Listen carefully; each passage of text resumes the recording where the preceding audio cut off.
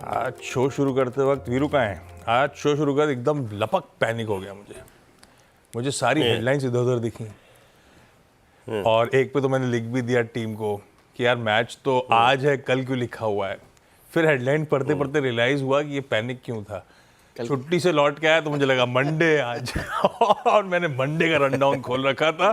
भाई साहब sorry, producer साहब लोग सुन रहे होंगे, आज मंगलवार का दिन है। वो तो अच्छा हुआ सामने कुछ डिटेल आ गई, नहीं तो मामला गड़बड़ जाता। खैर, मंगलवार की सुबह इस हफ्ते का डे 2 और वो फ्राइडे के शॉकर से कहना चाहिए उभर नहीं पाए भारतीय बाजार। कल back to back 9th straight trading session था जब भारतीय बाजारों में इन रेड समाप्ति हुई, दबाव के साथ कामकाज हुआ।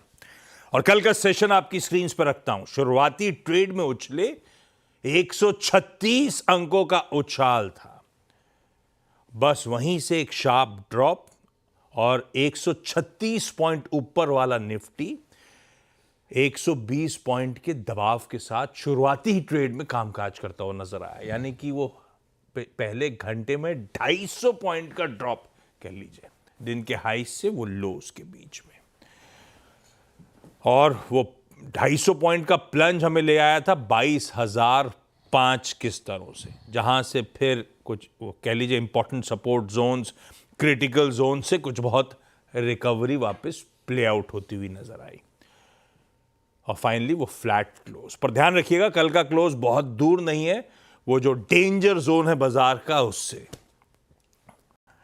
और मामला गड़बड़ा ही रहा है। कोई रिकवरी का अटेम्प्ट हमारे बाजारों में सस्टेन नहीं कर पा रहा है। कोई भी माइनर बाउंस आए तो आप उससे कहीं ज्यादा एग्रेसिव सेलिंग आती हुई देख रहे हैं। बेसिकली सस्टेन्ड सेलिंग प्रेशर है, बुल्स का कन्विक्शन एकदम नदारत। हमारा सरदर्द है एफआईआईज की रिलेंटलेस कंटिन्यूअस सेलिंग, ऊपर से ग्लोबल लैंडस्केप जो बेहद फ्रेजाइल हो गया है। उसका एक एग्जाम्पल आज के इवेंट्स ही देख लीजिएगा। 4 मार्च है आज से वो मेक्सिको, वो कनाडा पे 25% टैरिफ जो 1 महीने का 30 डेज का पॉज था, आज वो इंप्लीमेंट हो जाएंगी। आज ही से चीन पर अतिरिक्त 10% ड्यूटी लगनी है। पहले 10% तो लगाई दी थी, इन दोनों की रोक दी थी। चीन पे अब एडिशनल 10% लगती हुई नजर आएगी। तो वैसे ही समन्वय बिगड़ रहा है। ऊपर से चाइना की टॉप पॉलिटिकल एडवाइजरी बॉडी का एनुअल सेशन आज से शुरू होने जा रहा है। डिटेल्स आगे लेकर आऊंगा जब इवेंट्स कैलेंडर पे उतरूंगा। पता नहीं वो अर्थव्यवस्था को तूल देने के लिए किस तरह के स्टेप उठा रहे हो। तो सरदर्द सब बढ़ता चले जा रहा है ग्लोबल, इसलिए मैंने वो ग्लोब दिखाया था, फ्रेजाइल ग्लोब था। और ऊपर से इन सब के बीच में आज सेंसेक्स के वीकली कॉन्ट्रैक्ट्स की एक्सपायरी का दिन खड़ा है सामने। मैं कहा था उस डेंजर जोन से ज़्यादा दूर है नहीं हम लोग, है ना, कल की क्लोज पे। और आज तगड़ा गैप डाउन है भाई साहब, 3/4% दबाव के साथ 165 अंकों के दबाव के साथ हम कामकाज की शुरुआत करेंगे। अगर वाकई इस तरह का दबाव आया तो वो 22,000 के स्तर टूट रहे होंगे। तो फिर इंपॉर्टेंट ये हो जाएगा कि उन लेवल्स के ऊपर वापस जल्द बाउंस बैक करते हैं, नहीं करते हैं, लोअर लेवल्स पे ही सस्टेन करते हैं। तो एक और इंटरेस्टिंग सेशन के लिए कर लीजिए ब्रेसअप।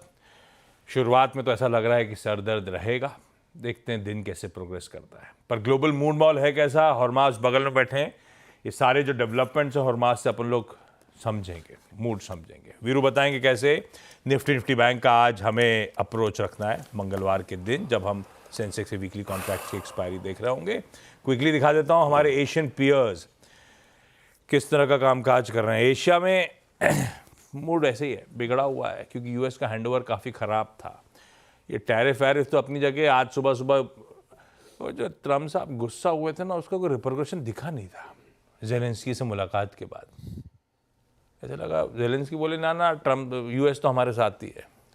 आज सुबह तड़के अपडेट आ गया कि यूएस ने सारा मिलिट्री एड जो यूक्रेन को जाता है रोक दिया, रॉ यूरोप के साथ। ट्रम्प साहब सॉरी, मैं बात नहीं कर पाया कल सुबह।